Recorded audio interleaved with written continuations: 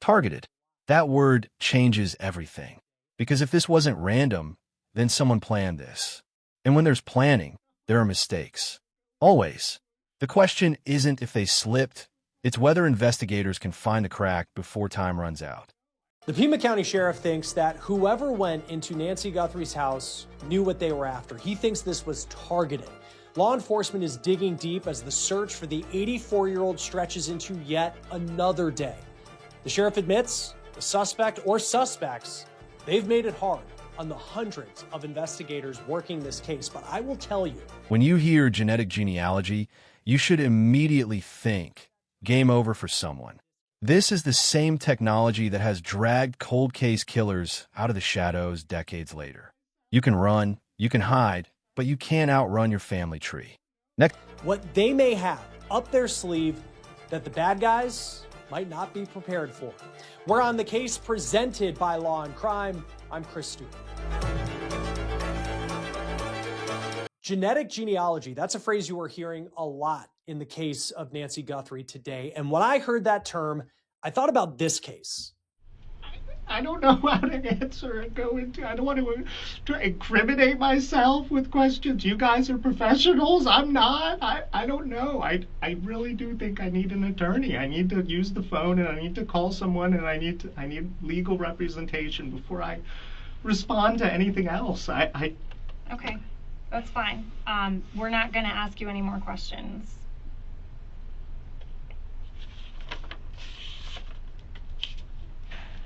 There's no tears coming out of your face.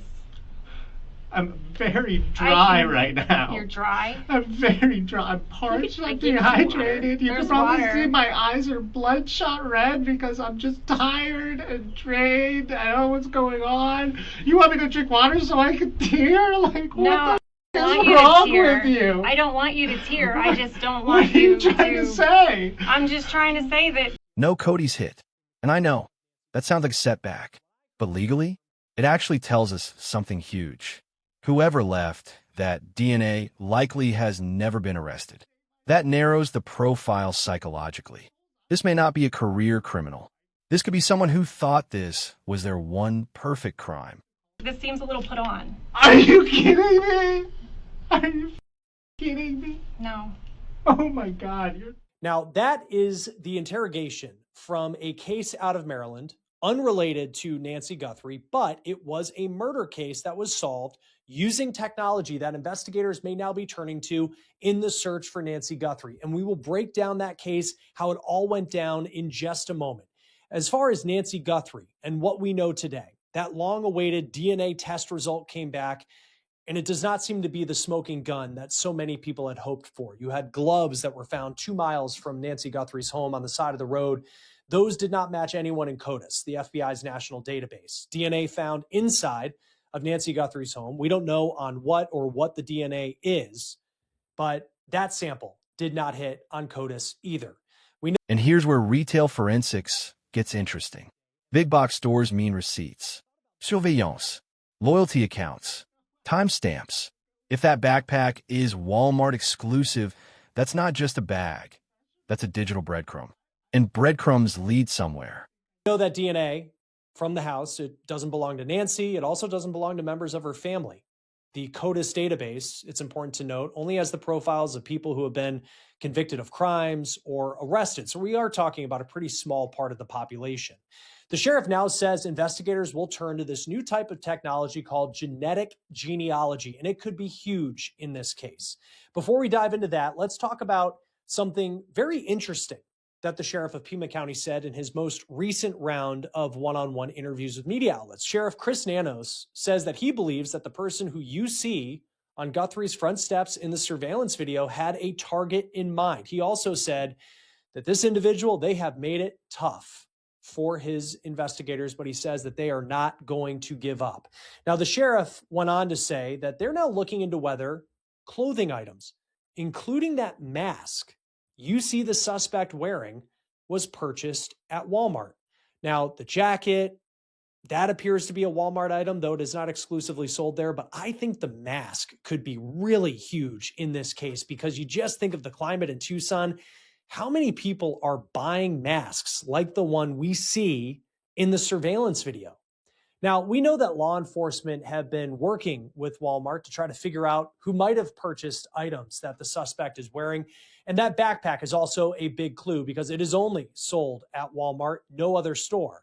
The clothes, they may also be Walmart buys. Now, the sheriff told the media that the time frame on the backpack purchase, and he said this in kind of a conversational way, it could be 20 days ago, it could be 60 days ago as they look back through Walmart's records. Now, the sheriff added in an interview with NBC News that the suspect may also be wearing a ring in the video on the front steps of the house. And then you have that gun holster on his waist. That is somewhat unique. It appears to be a cheap one that you can get at Walmart as well as other stores. Speaking of other stores, the FBI has been going to gun stores in the Tucson area, reportedly with a list of dozens of people and pictures asking if they had been to the stores in the last year. This is according to Fox News, which interviewed a gun store owner who said that agents asked if any of those people on the list look like the person you see in the surveillance video. And again, the time frame is the last year. That person told Fox News, the owner of the gun store, that many of the people had facial hair similar to what we can see in that surveillance video. Now, it is unclear who's on the list, why they're on the list, and also what's behind that last year time frame. That seems like a pretty wide net as investigators continue to try to solve this case. So I now want to talk about genetic genealogy testing. That is a major part of the conversation today in the Nancy Guthrie case. You have this DNA from Nancy Guthrie's home. We don't know whose DNA it is. We don't know if it is DNA connected to the person that you see on her front porch, but we do know it didn't have a match in CODIS, that FBI database that only contains the DNA profiles of people who have been convicted of crimes or arrested. So it is a very small part of the population. Now, the sheriff says that law enforcement will turn to other techniques, including genetic genealogy testing, which is relatively new technology. And it's not as straightforward or quick as it may sound, but there are a lot of cases where it has been a major success. In fact, we talked about a case on this show not too long ago that you may remember that used this technique to crack a cold case that went unsolved for 24 years. I don't know how to answer or go into. I don't want to incriminate myself with questions. You guys are professionals. I'm not. I don't know. I really do think I need an attorney. I need to use the phone and I need to call someone and I need legal representation before I respond to anything else. Okay, that's fine. We're not going to ask you any more questions.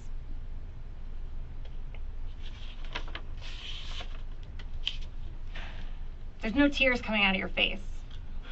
I'm very dry right now. You're dry? I'm very dry. I'm parched. I'm dehydrated. You can probably see my eyes are bloodshot red because I'm just tired and drained. I don't know what's going on. You want me to drink water so I can tear? Like, what the is wrong with you? I don't want you to tear. I just don't want you to. What are you trying to say? I'm just trying to say that this seems a little put on. Are you kidding me? Are you kidding me? No. Oh my God. So this is interrogation video from last year involving a man named Eugene Gligor.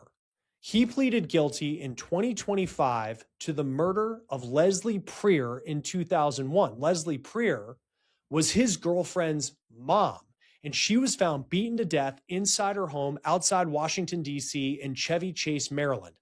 This case went cold for nearly a quarter century until genetic genealogy DNA testing came around. And this is how it played out. There was male DNA found under Leslie Preer's fingernails. It showed that she fought for her life.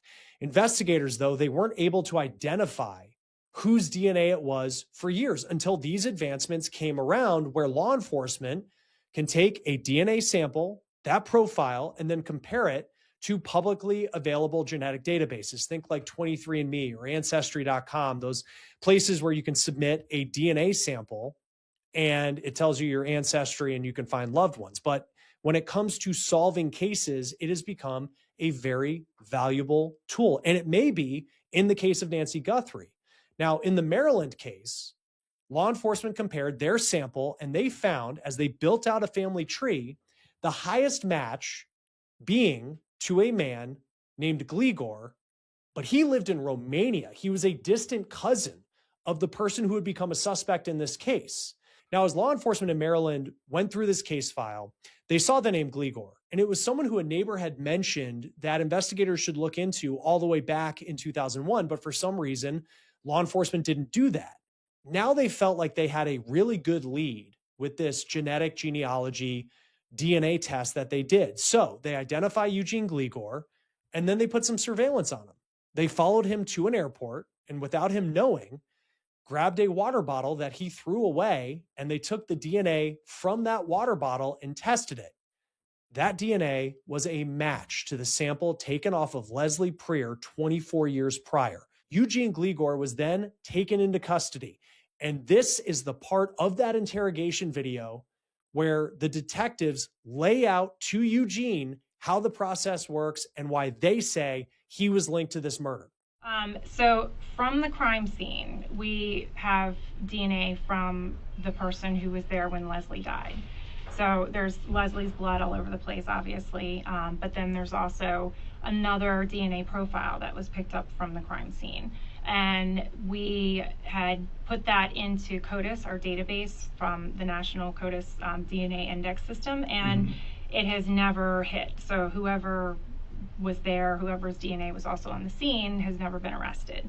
And that's why we were going through doing all these elimination DNA samples to find out, you know, okay, well, this person couldn't have done it because we matched their DNA to it. So we realized that they never talked to you, never did anything, and we wanted to find out more about you. And if there was any kind of situation where you could have been at the house at that time.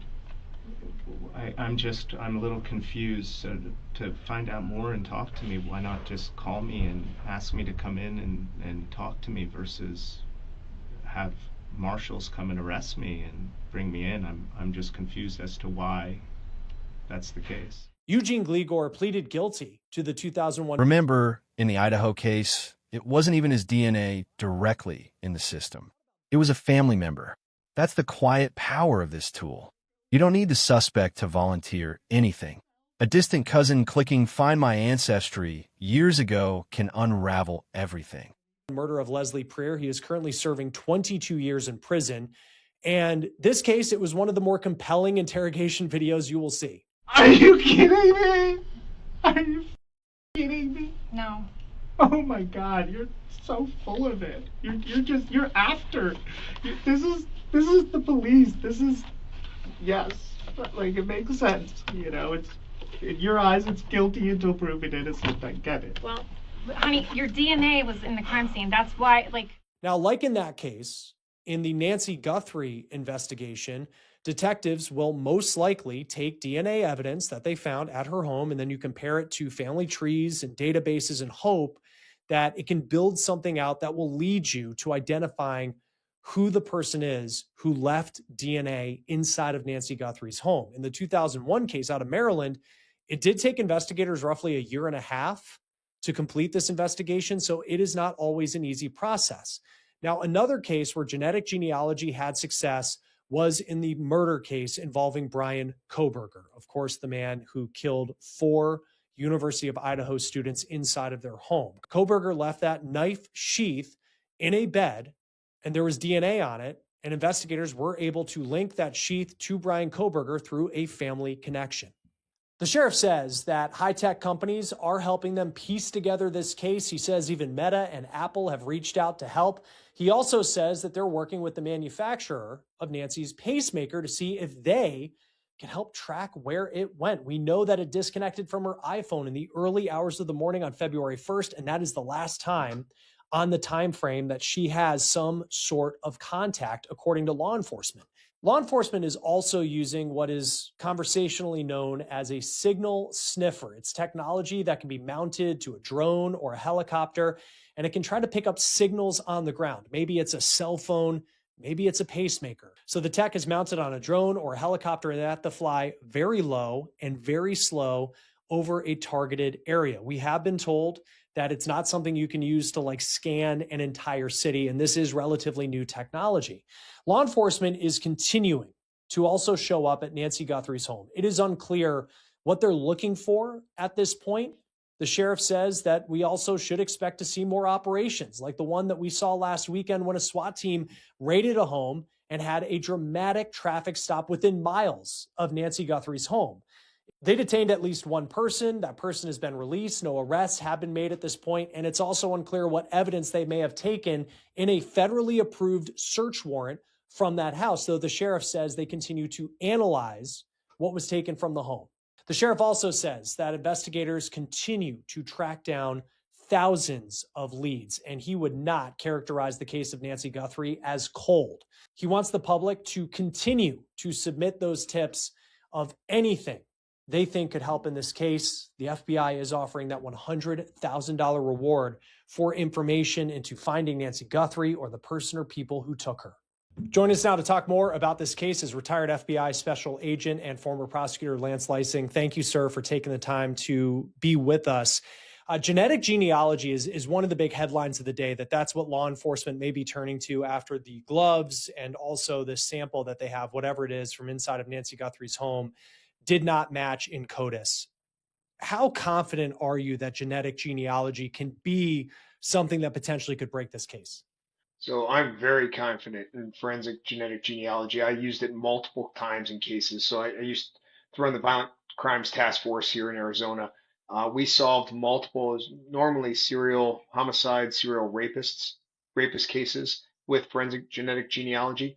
So what that is, all right, you have an unknown DNA at a crime scene. It's usually something very connected to the crime scene. So these gloves that they're finding miles away from the house, you can still use forensic genetic genealogy to try to identify whose DNA that is, but it's not tied directly to the house. Usually it's something directly at the scene when the suspect leaves DNA at the scene. That's why in sexual assault cases you see it used pretty often. So you take that unknown DNA, you run it through CODIS, hoping you get a hit. There's about only 4 to 6% of the population is in CODIS, so that's not very likely, although sometimes you do get a hit. That's the easiest way. But when you don't, then you take that DNA and you submit it to private sector companies that do DNA searching for family histories. And thousands of people submit their DNA voluntarily into that system in order to be connected with other family members they don't know or built a family tree for them. So you submit the unknown subject's DNA in that system and you hope to get a hit. And you don't usually get a hit on the actual subject, but what you do is you get a hit on a family member. Could be a mother or father, could be a second cousin, third cousin, even fourth cousin. It could be well removed. But what that does is it gives you a suspect list. You create a family tree then from the known relative, and somewhere in that family tree, you've got the DNA owner that is now tied to the scene. It's like pulling a suspect out of thin air. When it works, it's amazing. It does work with the right type of DNA connected to the right place at a scene. So I'm confident if they have that, it can work. Yeah, it's fascinating to see some of those cases. I know people have talked about Brian Koberger and how it was used in identifying him out of Idaho. I mean, it's just, fascinating technology. As far as the time it could take, if they were to start doing this now, whatever the sample is, the piece of evidence where they have DNA that is not Nancy Guthrie's from her home, and they say, okay, we're going to use genetic genealogy now, like what's the first step and how long, especially in a case like this that's high profile, that it could take to get some of the results back? Yeah, it's submitting them to multiple different private companies that do that just as a customer, really, is how they're submitting it. Nothing special, no warrant needed, so there's no delay there because it's all volunteer DNA into these systems. Then it depends on how close you are to a match to the suspect. It really depends on how quickly you can then build that family tree and solve it. If it's a fourth cousin, you've got a lot of work to do there, and that suspect, that list, the family tree could be dozens and dozens of people. But then you do basic investigative steps to narrow that down. Who's living in the right areas, whose physical description matches. Likely you can exclude a lot of the females from there because at least the individual seen in the surveillance photograph was unlikely to be female. So you can whittle that down pretty quickly. Time frame, I would normally say a couple of weeks. It would take one of our cases maybe to find a solution. Here, you've got a lot more investigators, a lot more resources going at this case than you would a typical case. So faster than that, a week potentially. Yeah, I mean, and again, like incredible technology when you think of what it could do, and we'll see how it plays out. They haven't specifically said, at least as far as I know, of like what that DNA, what did they find in the house that they consider to Hmm. be the DNA, where they were able to say this isn't Nancy Guthrie and it's not a member of Hmm. her family's DNA. Um, and what, and not to speculate, but like, what are some of the possibilities of what that may be based on what we know? Anybody in that house in any reasonable period of time could be leaving DNA. It could be a worker, could be a maintenance person, could be a landscaper that went inside and used the bathroom or just touched a door handle. There is so much we don't know about inside the walls of that crime scene. We're seeing a lot overtly outside the walls, and we see the surveillance video images that took place outside the house. We don't know what investigators have from the inside. And I imagine they have some evidence that is leading them at least to a theory on motive and a direction that they're heading, but we don't know. And we don't know specifically where the DNA was found, what kind of DNA it was. Was it just touch DNA of multiple people? Was it very specific DNA left behind that they're pretty certain it was the suspects? We just don't know. So it could lead them down a lot of dead ends. Like if you're following just a touch DNA off of doorknobs, you might have some DNA there that's been there for a long period of time and it was a worker or guest that had been in the home weeks prior. So those would be dead ends. You're looking for something more connected to that night. So let's say they do have some surveillance images from that night. You do see a suspect touch certain things or go in certain areas. DNA from those touches would directly implicate the suspect. And as far as the gloves, do you read into anything that these gloves that they felt they were very specific? I know the line from the FBI in Phoenix was that they appear to match, and I wasn't sure if that meant because they were this latex alternative, which so many people have just for like cleaning their house, if that's what they meant by it, or if there's anything more to it. But the fact it reached the bar that we're going to submit this to CODIS and we're going to talk about it publicly, even though it didn't have a hit in CODIS, is there something about the gloves where those may not be completely in the past tense when looking at this case going forward? Yeah, so I'm not sure if the public comment from the FBI about that they were a match or even definitely not submitting it to CODIS was because they are so assured that it's from the suspect. I think submitting it to CODIS is a normal process. They would do that for anything likely that they obtain.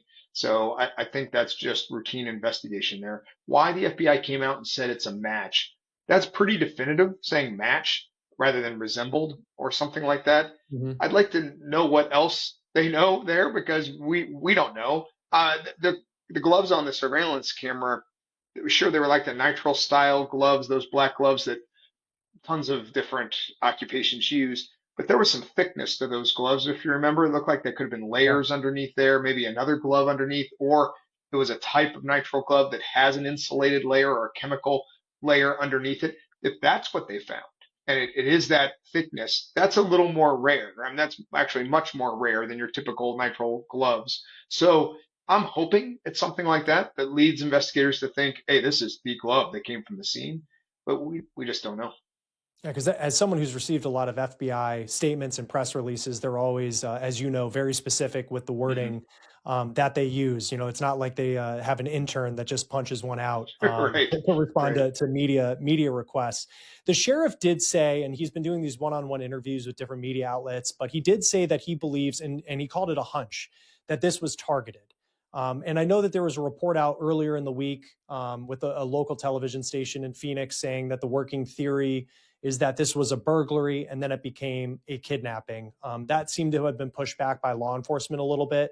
And knowing that there's a lot that we don't know, where are you at just looking at this case of whether this was a burglary, whether this was targeted, and what we can think might have happened here? This is critical. Real ransom kidnappings move fast.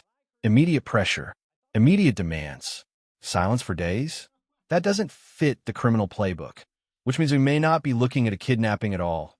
We may be looking at a crime that's spiraled out of control. Yeah. Well, I guess you have to go back to the definition of targeted. What does that mean? I do think this was targeted. Now, it could be a burglary that they targeted this individual because maybe a worker had been in there prior and they told a friend, "Hey, I'm doing work on a house. There's an 85-year-old lady in there. She has a lot of money. She's not there very often, something like that." And then he goes directly to that house. That's a target. That's targeted to Nancy and her house because of information that they gleaned. I do think this was likely targeted in some way. Now, whether it's targeted because Nancy is Savannah's mother or if it's targeted because she's just an easy victim that apparently has money, we'll see. I do think the high probability is that this individual had a motive as he was going into that house to commit a crime. Now that could have been burglary, could have been assault, it could have been multiple different reasons, and Nancy could have been targeted for any of those. It's likely something went wrong inside that house. Nancy got hurt. That's evidenced by the blood that's coming out of the door. And then that individual panics. And then they try to hide what they've done. They try to hide evidence. And that would include Nancy potentially if she was mortally wounded during that. So that is kind of that's the theory. Is it targeted? Yeah, it's targeted, but maybe not for kidnapping purposes. I highly doubt this is a kidnapping still, and I have from the start, and it's mainly because this does not follow a typical pattern for a kidnapping. If it's financially motivated, the first financial request for money came days later. No kidnapper is holding on to a fragile victim like this for multiple days to care for her in order to get money in the end. Usually it's pressure. It's right now. It's demand for money. They don't want to hold on to that victim at all. So it just seems unlikely that it's for a financial motive. And I just think too, like, an 84-year-old woman with health issues in need of medication. I just keep going back to that. And it's like, not that criminals are always Who's the injured. Yeah, injured as and well. injured. Like, Mhm. yeah, like not the most well thought out group of people, criminals, but at the same time, like if you were to kidnap someone, it just seems like the last person, even if she had all the money in the world, to do it. And yes. No, And go ahead. your first communication is with the family because it's just like scammers too.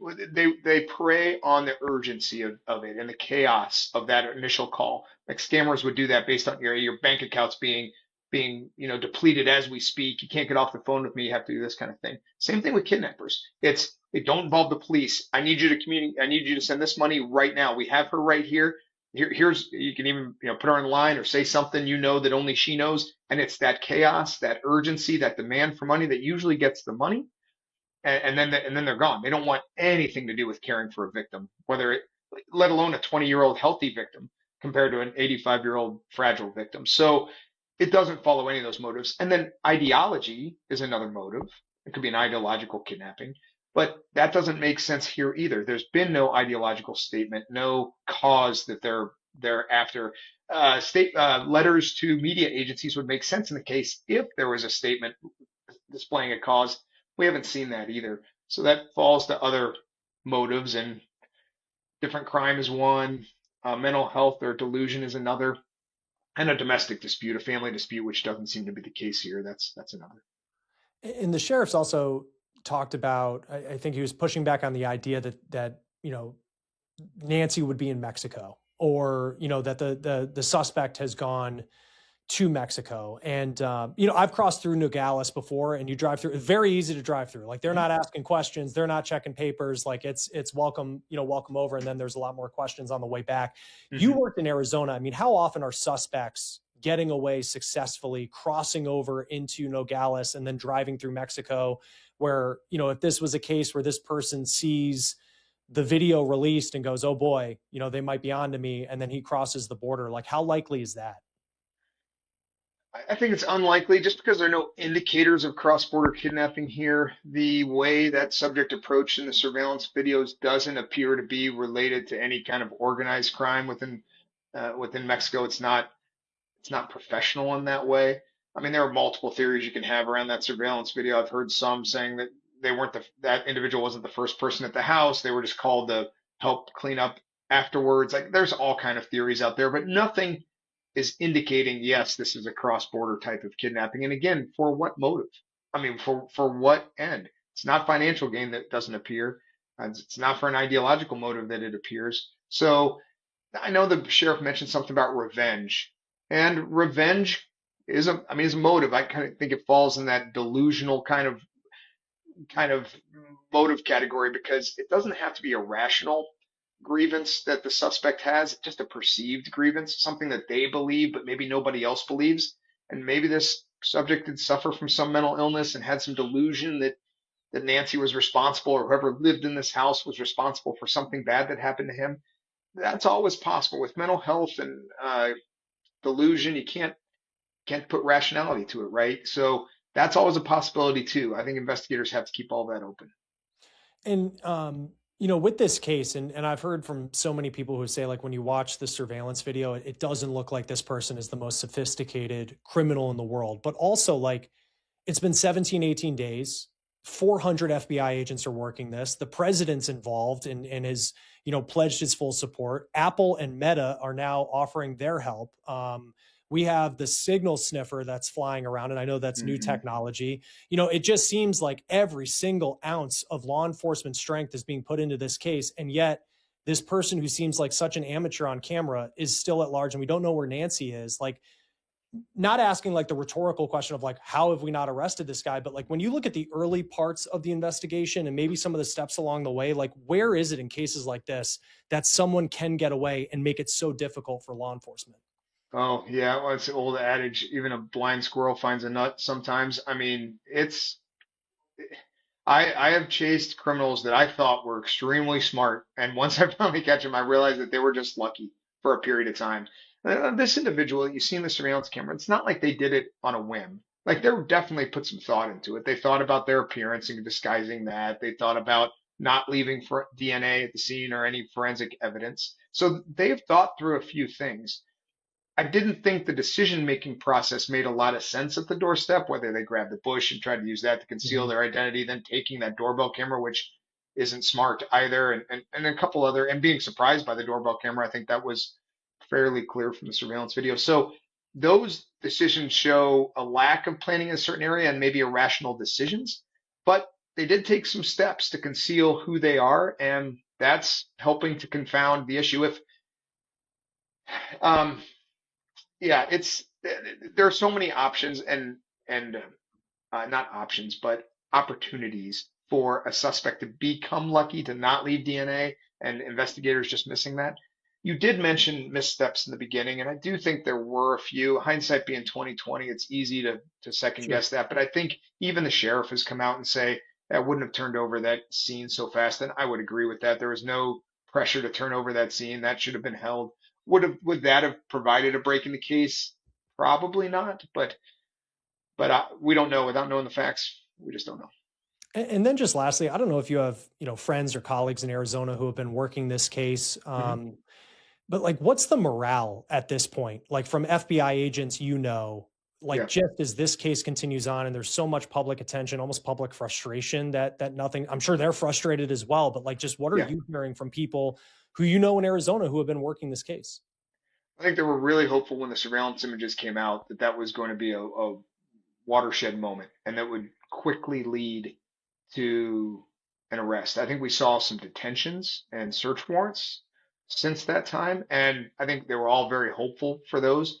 But in a case where you have an outstanding victim who's in danger, you're leaning forward in an investigation. You're probably detaining people, interviewing people, doing search warrants earlier than you would in an investigation that doesn't involve somebody imminently in danger. So you run the risk of hitting a dry hole once in a while or detaining an individual that turns out to be non-involved at all. So I think their hopes were high at that point. Now you're getting to the point where it's definitely a slog. It is a slow moving process. You've got thousands upon thousands of tips. As a field agent, you're getting tip after tip. And after covering 100, 200 tips that were irrelevant or didn't lead anywhere, then you kind of, human nature sets in. You're like, oh, another one, it's hard to keep that momentum up. It's up to the leaders in the FBI and the sheriff's office to keep the momentum up of those investigators. I hope they're collaborating real well. Once you get a little bit of dissension plus the slog of an investigation like this, it can unravel quickly. I don't see any signs of that here. I mean, I think they're working well together, but I think it's a slog at this point. Yeah. Yeah. And you just think being out there every single day, just hoping that you come up with, that moment that could crack the case. And there's so many people Yeah. working on it. And, certainly they're continuing to work hard on it, which is good. And everybody's still hoping for a happy ending. Lance Lysing, retired FBI special agent, former prosecutor. Thank you for being with us on Law and Crime. This was great. Thanks for having me. If you have information on Nancy Guthrie, you can contact the Pima County Sheriff at 520-351-4900, and you can also contact the FBI at 1-800-CALL-FBI or go to tips.fbi.gov. That will do it for On the Case, presented by Law and Crime. Subscribe to us on YouTube and Spotify, and we are also now streaming on Peacock. I'm Chris Stewart. We'll see you next time.